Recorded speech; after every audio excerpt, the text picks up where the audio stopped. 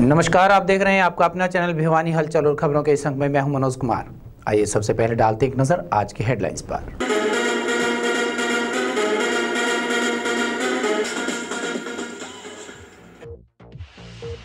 खाद बीज की दुकानों पर मुख्यमंत्री दस्तों एवं एग्रीकल्चर विभाग की टीमों ने मारे छापे, दुकानदारों में मचा हड़कंप।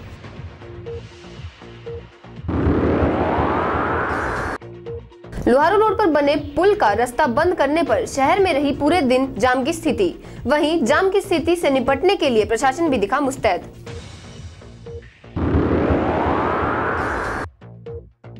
सड़क हादसे में अधेड़ उम्र के व्यक्ति की हुई मौत, पुलिस जुटी जांच में।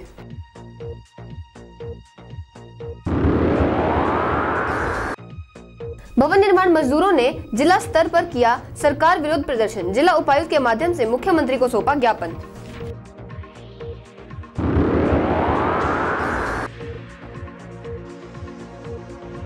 बीसीसीआई ने दी दिव्यांग वर्ल्ड कप को हरी झंडी। पीसीसीएआई सहित देश की 4 संस्थाएं एक मंच पर लंदन में खेलेंगे दिव्यांग वर्ल्ड कप।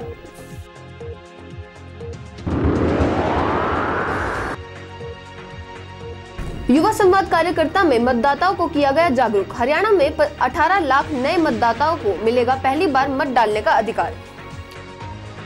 और अब खबरें विस्तार से। एग्रीकल्चर डिपार्टमेंट एवं सीएम फ्लाइंग के साथ सोमवार को स्थानीय नई अनाज मंडी में पहुंचने पर खाद बीज बेचने वाली दुकानों पर छापेमारी की गई। अचानक हुई इस कार्रवाई के चलते दुकानदारों में अफरा तफरी का माहौल मच गया। CM flying ASI Rajveer Singh के अनुसार एक्सपायरी डेट एवं प्रतिबंधित दवाएं किसी भी दुकान पर पाए जाने पर उनका लाइसेंस जब्त कर लिया जाएगा और उनके अगेंस्ट विभागीय कार्यवाही भी की जाएगी। स्थानीय नई अनाज मंडी भिवानी में सोमवार को सीएम फ्लाइंग एवं एग्रीकल्चर विभाग की संयुक्त टीमों ने खाद बीज की दुकानों पर अचानक छापेमारी शुरू की। जब इस छापेमारी की सूचना दुकानदारों को मिली तो मंडी में अफरा तफरी का माहौल बन गया। वहीं CM flying ASI Rajveer Singh ने बताया कि अनाज मंडी में खाद बीज की दवाइयों की दुकानों पर इसलिए छापेमारी की गई है ताकि ये पता लग सके कि कहीं दुकानदार एक्सपायरी डेट की दवाइयां या खाद अपने स्टॉक में नहीं रखता है। अगर किसी दुकानदार के पास इस प्रकार की दवाइयां या खाद मिलती है जो सरकार द्वारा प्रतिबंधित हो तो ऐसे दुकानदारों के लाइसेंस जब्त किए जाएंगे और विभागीय कार्रवाई अमल में लाई जाएगी। कमियां अभी कुछ नहीं पाई, अभी चेक कर रहे हैं। ऐसा है कि कोई भी पेस्टिसाइड, कोई भी खाद ऐसी ना हो जो कि एक्सपायर्ड हो, या फिर सरकार द्वारा कोई प्रतिबंधित दवा, सरकार द्वारा बैन लगाई हुई दवा इस दुकान पर अगर मिली तो उसके बाद कोई कार्रवाई की जाएगी। इसके बारे में अभी हम स्टॉक रजिस्टर वगैरह चेक कर रहे हैं। अभी फाइनल जो रिपोर्ट है, फाइनल रिपोर्ट चेकिंग के पश्चात ही दी जा सकती है। अच्छा, इसमें जो कोई भी ऐसी दवा जिससे हमारी खेती वाली ज़मीन की उपजाऊ शक्ति कम होती हो या क्षीण होती है या हमारी मित्र कीटों को कोई नुकसान होता है, कोई ऐसी दवा अगर इसमें मिली या स्टॉक में कोई गड़बड़ मिली तो उसके बाद हम विभागीय कार्रवाई इसमें अमल में लाएंगे। यह जो रेड है ये सीएम फ्लाइंग एग्रीकल्चर डिपार्टमेंट के डिप्टी डायरेक्टर और अपने स्थानीय पुलिस। लोहारू रोड पर बने रेलवे फ्लाईओवर की सुध लंबे समय के बाद प्रशासन ने ली, लेकिन पुल के ऊपर से रास्ता बंद कर देने के कारण दिन भर शहर में जाम की स्थिति बनी रही। शहर के बीचों बीच निकलने वाले वाहन चालकों को जाम के चलते काफ़ी मशक्कत करनी पड़ी। वहीं प्रशासन भी काफ़ी मुस्तैद दिखाई दिया। विशेष रूप से देवसर चुंगी, दिनोद गेट, हांसी गेट व तोशाम बाईपास पर जाम की स्थिति बराबर बनी रही। पिछले कई सालों से लोहारू पुल की हालत खस्ता थी। वहीं प्रशासन द्वारा इसकी मरम्मत का कार्य शुरू करवाने पर पुल का रास्ता बंद करने के कारण शहर में बाहरी वाहनों का आवागमन बढ़ गया और पूरे शहर में जाम की स्थिति बनी रही। वहीं शहर से निकलने के लिए वाहन चालकों को काफी मशक्कत करनी पड़ी। वहीं देवसर चुंगी, Hansi gate, Dinod gate, Tosham bypass आदि रास्तों पर वाहनों की लंबी लाइनें लगी रही। देखने लग रही है, लोगों को परेशानी इतनी हो रही है बहुत ज्यादा। पहले इन लोगों को रास्ता निकाला नहीं, ट्रैफिक कहाँ से निकालेंगे। पुल बंद होने के कारण आ रहा है, भाई पुल बंद हो गया है और शहर में जो बड़े व्हीकल आने के कारण ज़्यादा जाम लग गया। रोड पर पुल बन रहा है, उस पर स्थिति खराब है उसकी, तो ये बड़े बड़े वाहन भी आ रहे हैं अंदर से। इनको रास्ता देना चाहिए, कौन सी साइड या बाईपास पर बना के दे उनका। ये जाम की स्थिति इसीलिए ना कि वो पुल बना रहे हैं, पुल बनाने के कारण उन्होंने बंद कर दिया रास्ता, पुल पहले बंद कर दिया, काम चालू नहीं हुआ इनका, 15 दिन से पहले खराब हो रहा पुल। ये लोहारू वाला पुल बंद होने से ट्रैफिक की स्थिति खराब है और सारा दिन यहाँ जाम की स्थिति है। इसके लिए प्रशासन जिम्मेवार है। कल अगर संडे का दिन था, कल प्रशासन पुल को ठीक करता तो आज ये जाम नहीं लगता। गांव कादमा के रहने वाले वीरेंद्र को अपनी बकरियों को रोजमर्रा की तरह खेतों में चराने ले जाना रविवार शाम को महंगा पड़ा। खेतों से घर लौटते समय किसी अज्ञात वाहन ने उसे टक्कर मारकर गंभीर रूप से घायल कर दिया। घायल अवस्था में उसे बाडरा के पीएचसी में ले जाया गया, जहां से गंभीर हालत के चलते उसे भिवानी के सामान्य अस्पताल और फिर पीजीआई एमएस रोहतक रेफर कर दिया गया, लेकिन रास्ते में ही उसने दम तोड़ दिया। पुलिस जांच में जुट गई है। वीरवार को देर शाम गांव कादमा निवासी वीरेंद्र अपनी बकरियों को चराने खेतों में गया हुआ था। जब वह अपने पशुओं सहित खेत से घर आ रहा था तो एक अज्ञात वाहन ने उसे पीछे से टक्कर मार दी। परिजन उसे घायल अवस्था में बाडड़ा से भिवानी रेफर करके लाए। घायल की हालत ज्यादा बिगड़ते देख सामान्य अस्पताल भिवानी से उसे पीजीआई रोहतक रेफर कर दिया गया। रोहतक जाते वक्त रास्ते में ही वीरेंद्र ने दम तोड़ दिया। वहीं परिजन वापस उसे सामान्य अस्पताल भिवानी लेकर पहुंचे। वहीं पुलिस मौके पर पहुंची और शव का पोस्टमार्टम कर अज्ञात वाहन के खिलाफ मुकदमा दर्ज किया। वीरेंद्र नाम है जी मेरे भाई का। शाम में घर आ रहा था काम पर, उसमें गाड़ी वाला ने पीछे से टक्कर मार दी। 5-7 बकरी भी मार गया और उसको भी मार गया, चोट मार के भाग गया।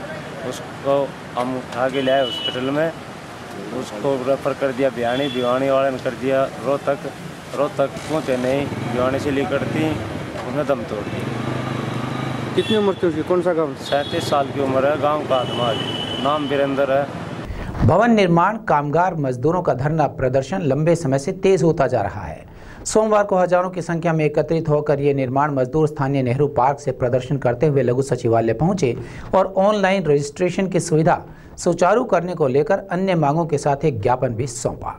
सोमवार को हजारों की संख्या में भवन निर्माण मजदूर संघ के मजदूरों ने स्थानीय नेहरू पार्क में इकट्ठा होकर सरकार के खिलाफ जमकर नारेबाजी की। वहीं शहर में प्रदर्शन करते हुए लघु सचिवालय पहुंचे और मुख्यमंत्री के नाम एक ज्ञापन भी सौंपा। वहीं मजदूरों ने बताया कि पिछले कई महीनों से मजदूरों की रजिस्ट्रेशन नहीं हो रही है और उन्हें कोई भी सुविधा नहीं मिल रही है।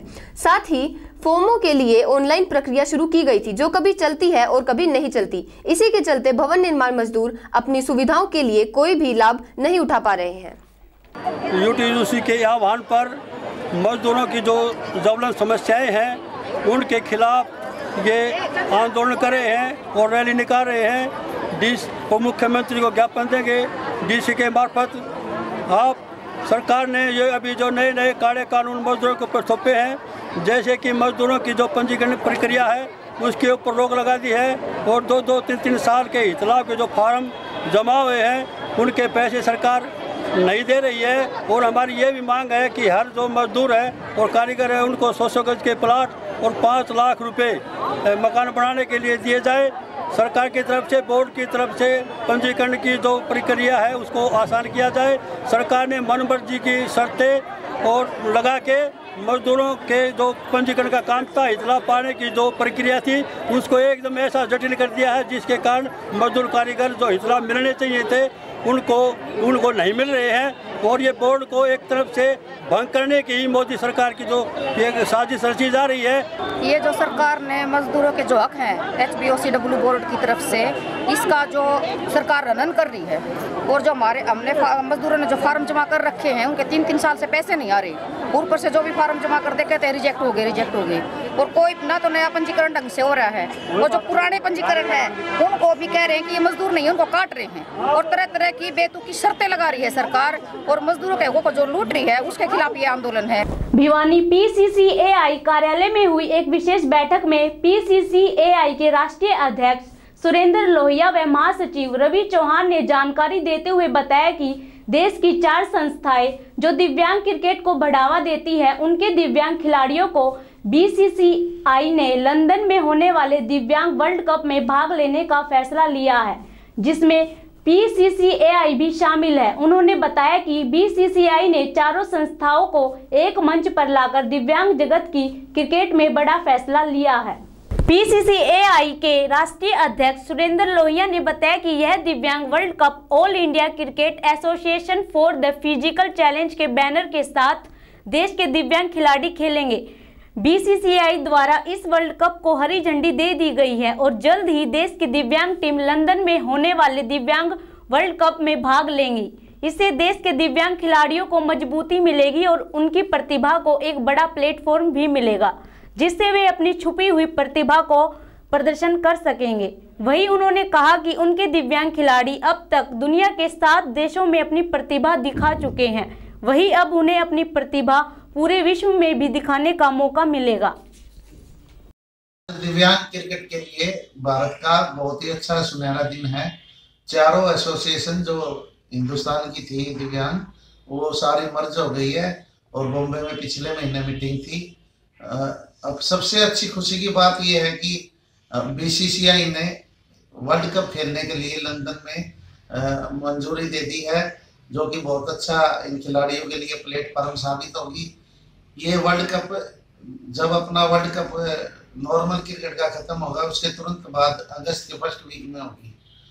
तो इससे सभी एसोसिएशन और सभी खिलाड़ियों में बहुत ही अच्छा जोश है। बहुत ही अच्छी मेहनत अब खिलाड़ियों ने करनी शुरू कर दी है ताकि हिंदुस्तान ये वर्ल्ड कप जीत के एसोसिएशन के नाम लेटर जारी किया है वर्ल्ड कप खेलने के लिए दिव्यांग खिलाड़ियों को, जो कि अगस्त माह में लंदन में आयोजित किया जाएगा। इस सारी लेटर जारी होने के पीछे जो मेहनत रंग लाई है वो सुरेंद्र लोहिया जी हैं, रवि चौहान जी हैं, हारून रशीद जी हैं, अशोक वाडेकर जी हैं, सिद्दीकी जी हैं। चारों संस्थाओं की जो इंडिया में 4 संस्थाएं दिव्यांग खिलाड़ियों के लिए काम कर रही थी, वो चारों एक प्लेटफॉर्म पर इकट्ठी होकर अब पूरी एक टीम देश की जो है वो इंग्लैंड में रिप्रेजेंट करेगी इंडिया को और वर्ल्ड कप जीत के लेकर आएगी। चुनाव आयोग द्वारा 17वीं लोकसभा के चुनाव की घोषणा के बाद विभिन्न सामाजिक संगठनों ने युवाओं को मतदान के लिए जागरूक करना शुरू कर दिया है। इसी के तहत भिवानी के युवा शक्ति संगठन द्वारा 1 दिवसीय युवा संवाद कार्यक्रम का आयोजन किया गया, जिसमें मुख्य वक्ता के तौर पर पहुंचे सुनील शर्मा ने युवाओं को मतदान में अधिक से अधिक भागीदारी करने के बारे में बताया।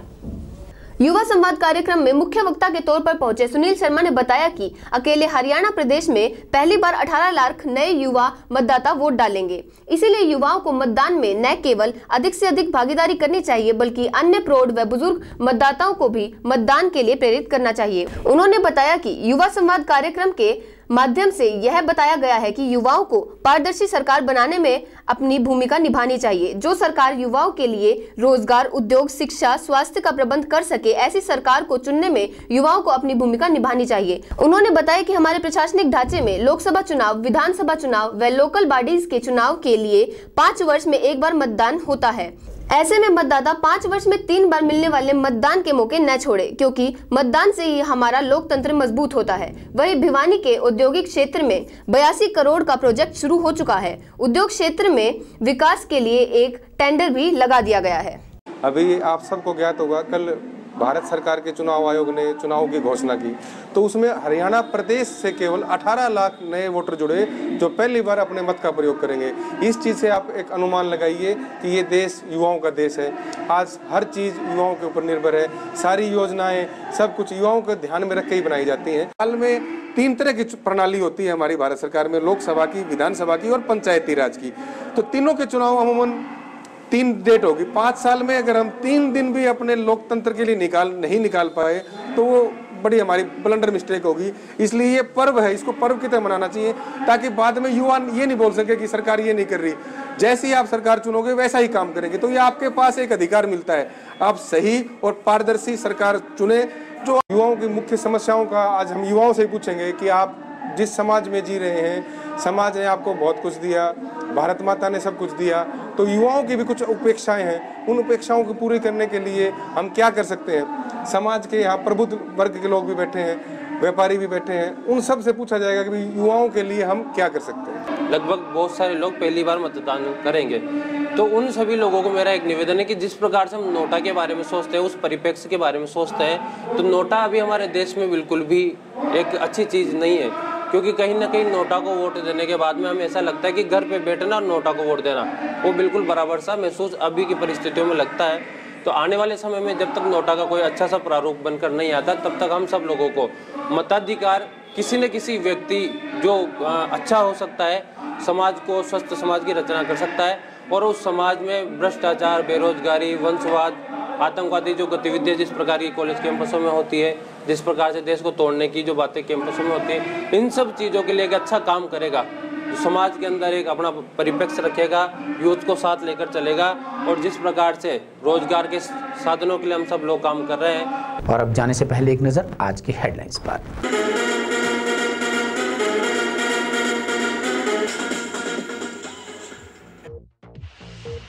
खाद बीज की दुकानों पर मुख्यमंत्री दस्तों एवं एग्रीकल्चर विभाग की टीमों ने मारे छापे, दुकानदारों में मचा हड़कंप।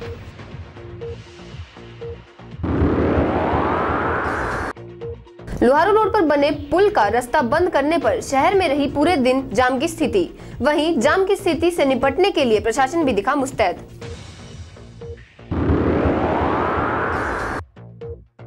सड़क हादसे में अधेड़ उम्र के व्यक्ति की हुई मौत, पुलिस जुटी जांच में।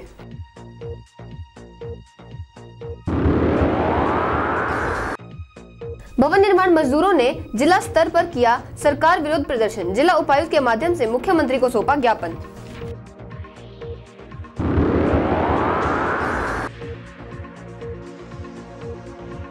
बीसीसीआई ने दी दिव्यांग वर्ल्ड कप को हरी झंडी। पीसीसीएआई सहित देश की 4 संस्थाएं एक मंच पर लंदन में खेलेंगे दिव्यांग वर्ल्ड कप।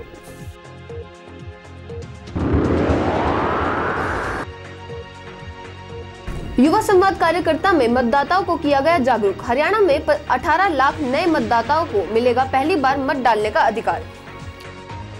हमारे संग में बस इतना ही। अगले के लिए देखते रहिएगा आपका अपना चैनल भिवानी हालचाल।